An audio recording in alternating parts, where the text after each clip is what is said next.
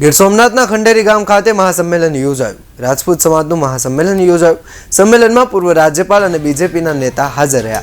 BJP નેતા વજુભાઈ વાળાના અધ્યક્ષ સ્થાને સંમેલન યોજાયું। સંમેલનમાં વિશાળ જનમેદની ઉમટી હતી।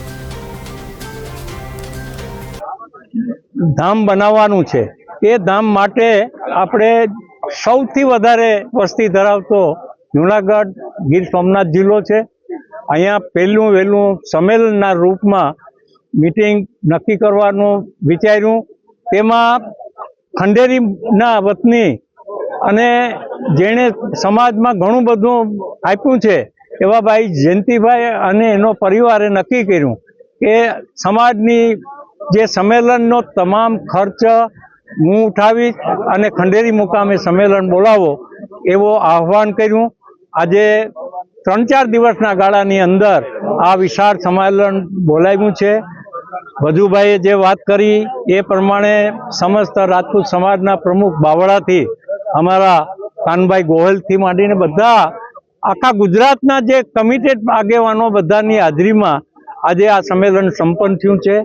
120 કરોડની જે આયોજન છે એમાં મંદિર નહીં, મંદિરની સાથે શૈક્ષણિક સંસ્થા, દવાખાનું, પછી ગેસ્ટ હાઉસથી માંડીને દરેક સગવડતા થાય એવી વ્યવસ્થા કરવા માટેનો વિચાર વિમર્શ નક્કી કર્યો છે।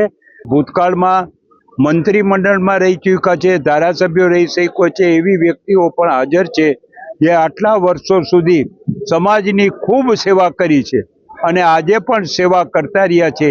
એવા લોકોએ સમાજને સંબોધન કરી અને સમાજને શિક્ષિત કર્યા છે।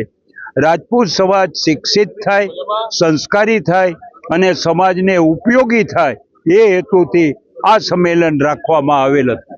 ખાસ કરીને ધાર્મિક ધામની સાથે સંસ્કાર ધામનું પણ નિર્માણ થઈ ગયું। આ મા ભવાનીનું મંદિર છે એ રાજપૂત સમાજની માતાજી ભવાની છે, પણ એ મા ભવાની સંસ્કાર ધામ થવાનું છે।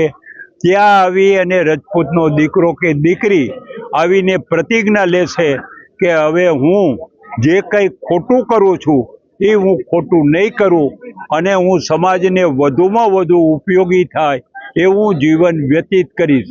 ફક્ત રાજપૂત સમાજ નહીં, સમસ્ત સમાજને ઉપયોગી થાય એવું જીવન વ્યતીત કરીશ એવી પ્રતિજ્ઞા અને એ લઈ અને મા ભવાનીના આશીર્વાદ લેશે।